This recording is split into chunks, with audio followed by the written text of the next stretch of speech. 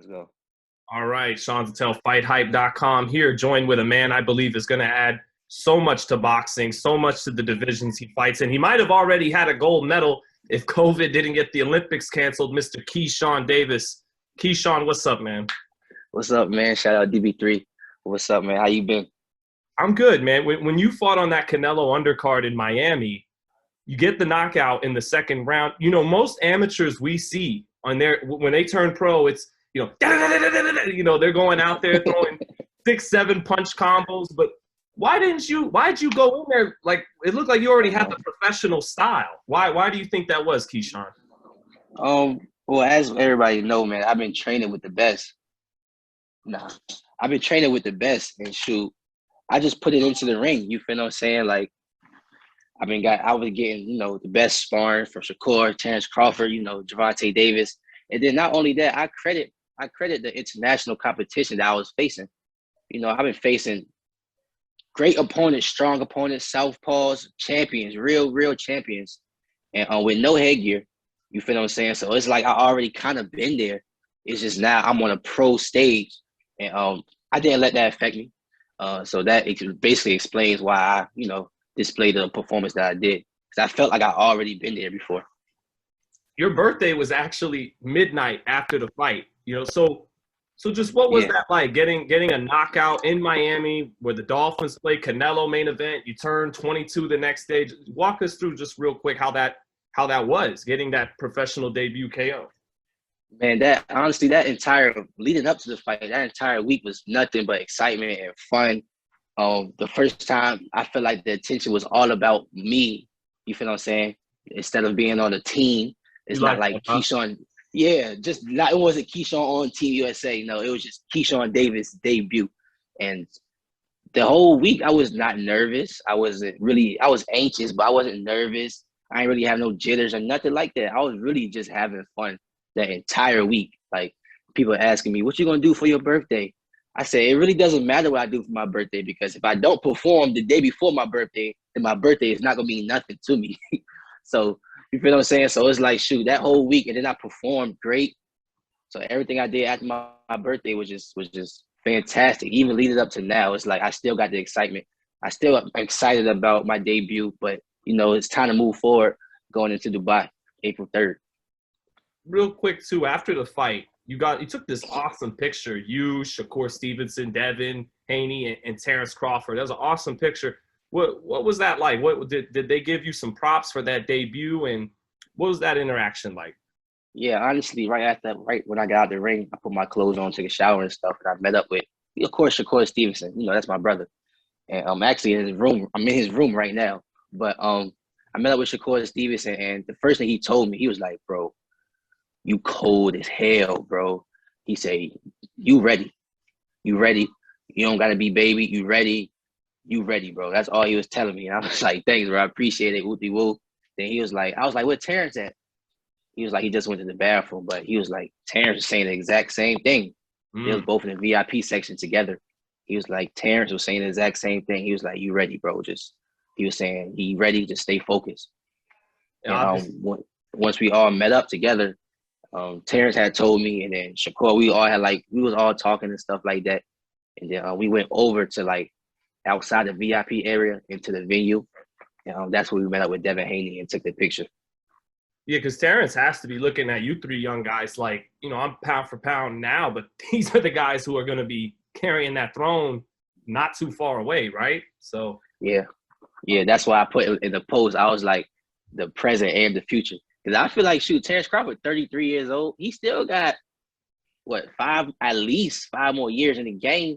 Look at his body. His body not looking old at all. He's still knocking dudes out, and he still looks sharp. So, shoot, I feel like he still is the future in my eyes. And you sparred him before? Obviously, I was there when you sparred Shakur, but you sparred Terrence before? I sparred Terrence when I was 19 years old. A couple years back. Yeah, a couple years back. Was that a good experience? Oh, hell yeah. Like, Terrence Shakur said he tore him up the first time he sparred him. Shakur said what? Shakur's like, I'm not going to lie, Terrence beat my ass the first time I sparred him. Oh, yeah. Shakur definitely, Shakur is honest. He's truthfully honest. But, I mean, when I sparred him, I was 19, so it was on some shit like, I was hot, like in the amateur. I was still hot. People knew I could fight. That's the reason why he sparred me. But he put me in my place in a way, like, I wouldn't say he just went in there and just beat me up, but he made me feel like my IQ isn't all the way there. You feel what I'm saying? Like, other than Shakur, me and Shakur be having technical sparring matches, but when I got in there with Terrence Crawford, I just felt the difference. I felt the levels. And I was thinking to myself that I never want to feel that feeling again, where I can't match IQs with somebody. Right. You feel what I'm saying? It's okay to not have the physical ability to, but the mental, my IQ got to be top tier at all times. So I just took that learning experience and just kept growing. That's something all four of you in that picture pride yourself on very much, isn't it? Having that IQ. In the smartest fighter. Yes, definitely. You got to be the smartest. You got to be the smartest. Well, obviously Deb's in that picture and you're in the lightweight division. How long, right. I don't know, you're not thinking about what other people were saying, but how long do you think it is until people they're mentioning the four kings now, right? Hank, Ryan, Dev, and Teofimo, obviously. Do you think it won't be that long till they got to mention a fifth king? Honestly, I think I'm going to be in the boat by myself. Just talking boxing, they could keep the four kings title, but in boxing, I think Teofimo is going to move up, and Tank is already about to fight at 140. So that four kings is going to be gone by the time I get there sometime next year. But even if they do still have the four kings, I think I'm gonna be in a lane by myself, honestly, because I'm already like got a lot of hype behind me. But once I start going 8 to 10 rounds, I'm gonna be like a real professional, solidified fan base, everything, So I think I'm gonna just be in the lane by myself, and to where I can call out any one of them four kings and just move how I really want to move. Before we started, I go, 2 years, future champ, and you go 18 months. Is that right? You're plotting that kind of course?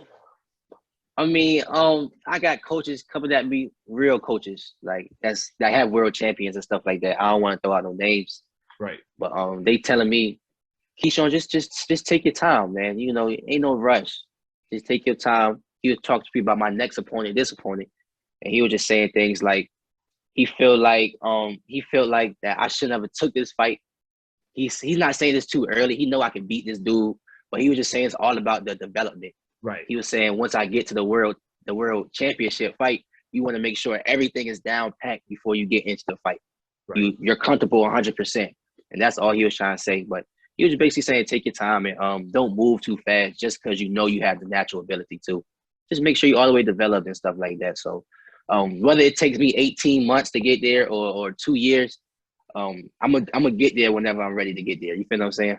Absolutely. And next fight, I'm hearing it might be official, April 3rd in Dubai on the undercard of Carl Frampton, Jamel Herring's world title fight. Is that when we get to see you in the ring again, Key? Oh, yeah, that's official. I already got my plane ticket and everything going to Dubai. That's official. I got my opponent. I got my plane ticket. April 3rd, I'm on the undercard. I'm actually going to be the fight before the co-main event. So, really? So I'm going to be either they put it on ESPN Plus on the actual network. Y'all can watch me on ESPN. What is that? What do you think about that in today's landscape, all the politics with promoters and everything in boxing, that you fight your debut on DAZN and now your second fight's going to be on ESPN? How's that working? It's working fantastic, honestly. Like, that's what I'm saying. Like, I can really almost to the point where I can almost do what I want to do. Understand what I'm saying? And, for now, Keith. Well, you say what? For now? Keith, yeah. For now. Yeah. They get greedy. They want to snatch you up, man. One of them going to want to keep you long term eventually. Oh, yeah. Yeah, of course. But I have no problem with that. You feel what I'm saying? Because like I said, it's all about the build-up. But just doing things like that, I'm showing fighters that it's possible. I'm showing fighters, like, however you want to think about it, I'm showing fighters like a new way of how things can be done. You feel what I'm saying? And, you don't just got to go to a promoter and just sign to have that security. You don't have to. You know what I'm saying? If you know you can fight, if you believe in yourself and you go out there and show you can fight, you undeniable if you can fight. You feel what I'm saying? So just go ahead and do what you got to do and move how you want to move. We saw you in that debut really walk someone that you were cutting off the ring, almost like how the Mexican fighters do, cutting that ring off, getting them into corners where you want them. Is that kind of your identity going forward? I imagine you're gonna say I could box too, man. I could fight off the back foot. But is that kind of the Keyshawn Davis identity, more or less? You're a go forward fighter, or what would you say? Yes, that's what I was kind of explaining. Like, I'm a boxer puncher. Like, I'm a boxer because even when I'm in your face, you still not gonna hit me. You still not gonna hit me. I'm still gonna be out of range. So I'm boxing, but I'm a puncher. Meaning exactly, I'm still gonna come forward and be on your ass. Like, if you're not on my ass, if you're not the Mexican or whoever you are, if you're not pressing me out, then I'm pressing you out. You Right. feel what I'm saying? If you could take the heat, then take the fight. But if you can't, I'm gonna get you up out of there. But eventually, probably some point in your career, you'll have to fight off that back foot too, right? I mean, anytime I have to, you know what I'm saying? Anytime that I have to, it could be a point where I'm starting off fighting off my back foot, but I'm seeing this guy getting a little winded, so I'm gonna start pressing the action now. You feel what I'm saying? So it's just all about what the fighter is bringing and making adjustments within the fight. Do you know the record of your opponent yet? He's 10-1, and that one loss is coming from disqualification. So he's kind of 11-0, 10-0 then. Yeah. Oh, that's beautiful for your second fight, ain't it? Yeah, it's beautiful. It's beautiful. Like, it's beautiful it's beautiful when I destroy this guy. But just like on paper, it's like, damn, Keyshawn, you taking this fight already? You feel me? But once I go in there and show that this international experience really put me on another level, then they're gonna see like, okay, this kid is completely different, you know. Who do you think wins the main event, Frampton Herring or Herring? I'm going for Jamel Herring. Big shocker. Not only is he's my friend, but I feel like he just can box better. Honestly, I feel like he's all the way rounded, technically a better boxer. So I'm gonna always go with the better boxer. And he's bigger too, right? I mean, Jamel used to fight at 35. Frampton's coming up from 22. Yeah. I ain't even think about that, bro. That makes a big difference. And lastly, before I let you go, Keyshawn, what you think about Teofimo's fight with Kambosos? Is Kambosos being written off? What do you think of that fight? How's it go?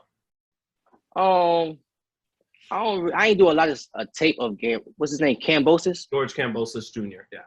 Yeah, but I think I don't think Teofimo gonna stop him. If he do, all credit to Teofimo. You think he gonna stop him? No, I don't.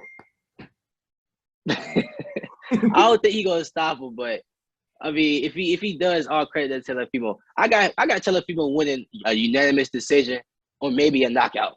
You feel me? This is just another fight, like, just another fight for him. Thank you, Keyshawn. Anything else you want to let boxing fans know, brother, before you get out of here? You're probably going to train. Yeah, I'm gonna go train right now. You see with the gear on, but shout out DB3, man. Every time I do this is DB3. This is my brand, DB3. Me and my brother's brand, Keon and Kelvin Davis. We're all boxers. My big brother Kelvin Davis, 1-0, one knockout. He fought on NBC on TV, and he looked just as good as I looked. My brother Keyshawn Davis getting ready to go to the Nationals. And I'm just a kickoff for DB3, man. Once me and my big brother Kelvin Davis get on a card together, y'all gonna really see what DB3 is coming with.